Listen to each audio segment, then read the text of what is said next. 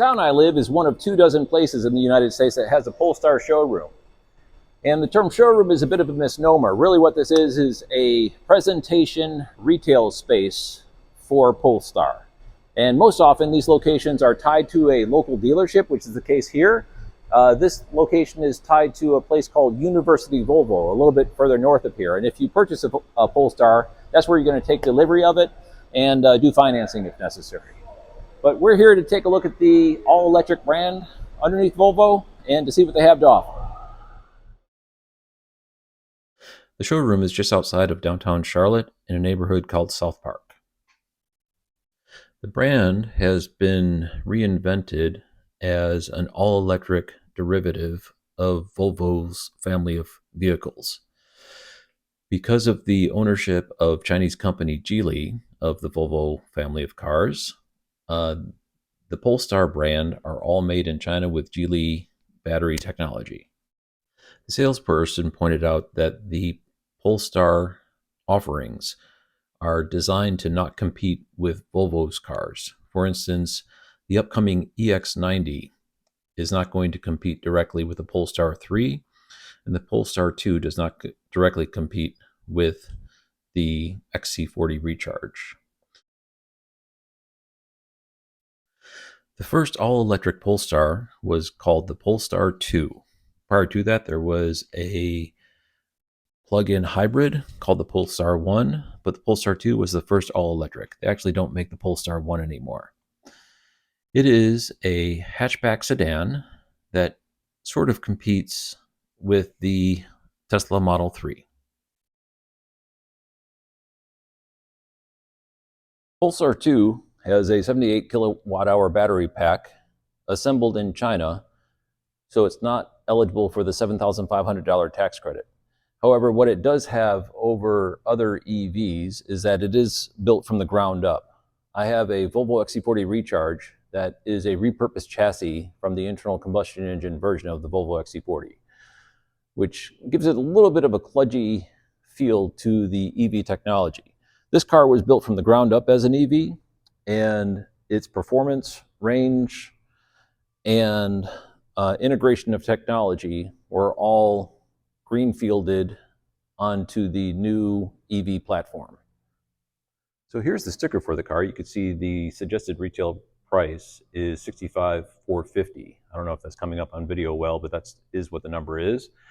Right now they have a offer where they could take $1,000 off, which isn't as compelling. This is a 2024 Polestar 2. However, in order to compete with the $7,500 tax credit with domestically made vehicles, there is an opportunity where you can lease the vehicle and they will reduce the lease price by $7,500.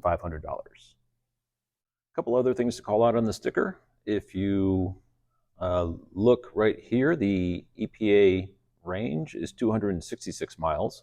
I have a Volvo XC40 Recharge, as I mentioned, and that's 240, so we're getting more range out of this vehicle. Other things, that the transmission was made in China. Country of origin for the engine parts is Sweden, otherwise China, China. Okay, so people who drive Volvo electric vehicles will find this very familiar. The center console is very similar, and the steering wheel shape and covering material, fit and build seems very solid. Similar type of A-pillar configuration to the Volvo XC40 Recharge. The fixed glass roof does not have a sunshade though. Also, the center console controls are all similar to the Tesla on a LCD screen. Unlike the Tesla, this one is in portrait instead of landscape mode. I'm not really partial one way or the other. It does have wireless phone charger and a single gear stock, as is the same in the Volvo XC40 Recharge. No on-off button. You just put it into drive and off you go. Very crisp and clean Scandinavian minimalist design. The backseat too has the similar air vents to the XC40 Recharge, but they also have the addition of heated seats. I'm not sure if you could see in the center console down at the bottom, there's 2 heated seat buttons. It is fairly roomy, similar type of space to the XC40 Recharge. In fact, I would consider this to be pretty comparable to that as far as interior cabin space.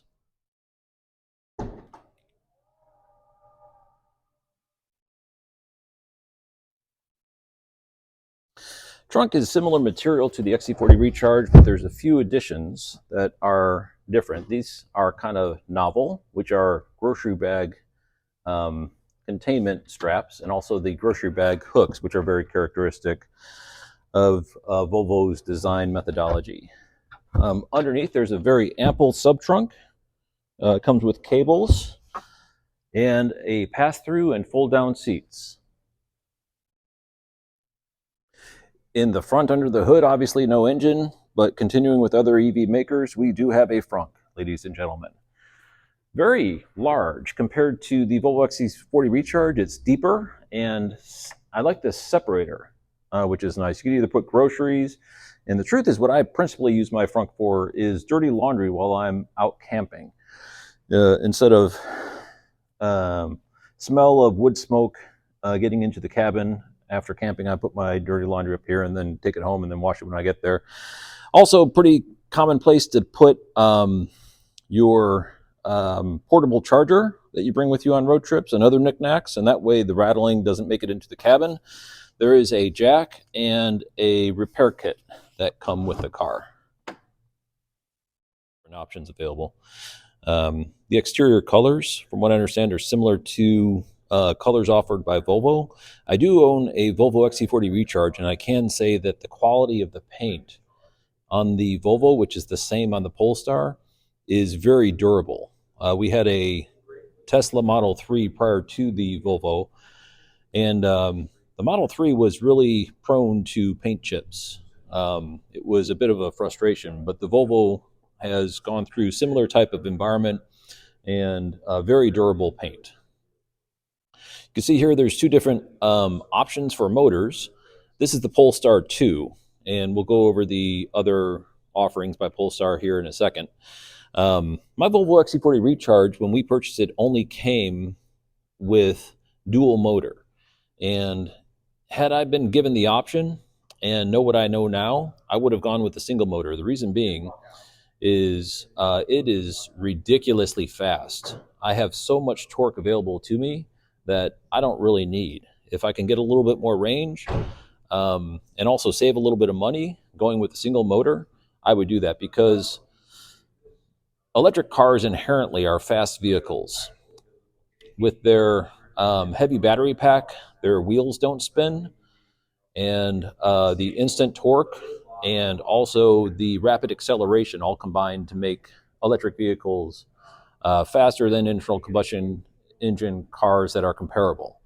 So I don't really need dual motors. That's for some kind of person who's focused on performance. And I understand Polestar is a performance brand, but regardless, given the choice, I prefer the single motor.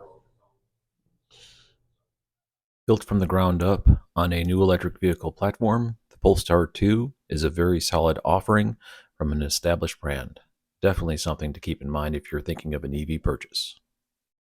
Now let's move on to the much anticipated Polestar 3, full SUV. As was mentioned before, this was slotted to not compete with existing Volvo models. It's about the same as the XC60, which is below the EX90 and above the XC40 Recharge. It comes in a long-range dual motor configuration and a long-range dual motor with performance pack. Okay, so the Polestar 3's interior is a marked upgrade in quality and design elements from the Polestar 2, and its sticker price reflects that. Center console is floating, and there is no transmission hump in this car. So there's pass-through underneath the center console, similar to the Cadillac Lyriq and other EVs. I'm not quite sure why the Polestar 2 has the transmission drivetrain hump between the 2 seats. I asked the salesperson, and they said it had to do with battery configuration. There is a console behind the steering wheel, which is nice. And this is just in demo mode. This is a pre-production vehicle. You can't actually drive this car. It only, from what I understand, goes about 5 miles an hour, and it was brought to them on a flatbed truck. But the design elements do come through in this. It has a leather upgraded feel. I'm not quite sure what this material is. I'll have to look it up and put it on the video. But still holding true to the minimalist design feel of other models in the Volvo family. This faux wood material is in my Cadillac Lyriq. I like it over the piano black, which is in the center console. The center console piano black does tend to collect fingerprints. I wish they would expand this faux wood into other surfaces and just get rid of the piano black. But regardless, very nice floating center screen. I'm not quite sure if it works. I guess it does to some extent. Interesting. The hazard is down here instead of up. Oh, there's a hazard button up here as well. There is a moonroof without a shade, similar to other electric vehicles like the Mustang Mach-E and the Tesla Model 3, Model Y. I think the Volkswagen ID4 also has a fixed glass roof that's tinted instead of having a shade. My Volvo XC40 Recharge does have the shade, but very nice. Very, very nice. I'm impressed. It also has, from what I understand, a heads-up display, which I can't see. I'm going to ask the salespeople if I can get the keys and if they'll be able to demo that for me, and if so, I'll put it onto the video. Regardless, this is roomy premium luxury. That would be very easy to get used to. The backseat is more roomy as the Polestar 2, as you would expect. Not only is there more legroom, but there seems to be more overall interior cabin space. I'll get the specs and put them up on the video during the B-roll footage.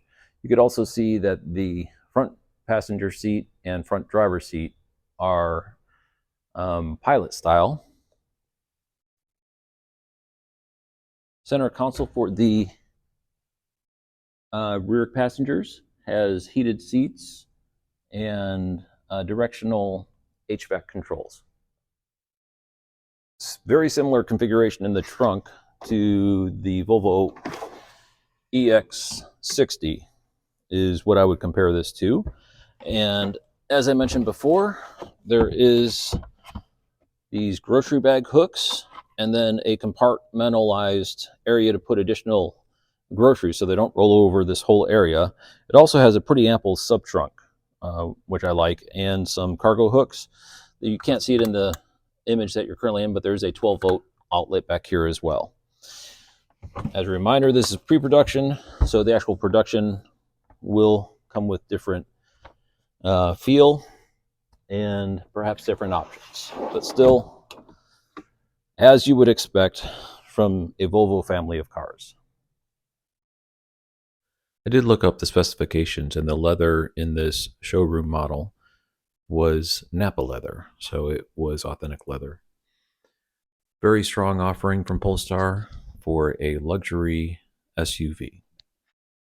When you're shopping for a new electric vehicle, there are many factors to consider. When you go into a showroom for a manufacturer that does not currently make their cars in the United States and does not have the $7,500 tax credit available, likely if you discuss the matter with the salespeople, they'll have an alternative for that. In this case, it's the lease option. There are many things to consider with electric vehicles in the market today. One thing that Polestar has going for it is backed by an established brand. Also, I've seen many videos of people who own Polestars, and very few complaints. They tend to be very reliable vehicles and hassle-free. Fellow YouTuber Plug and Play EV did a superb review of the Polestar 3, which I'll link below in the description. Hope you enjoyed this video, and thanks for watching.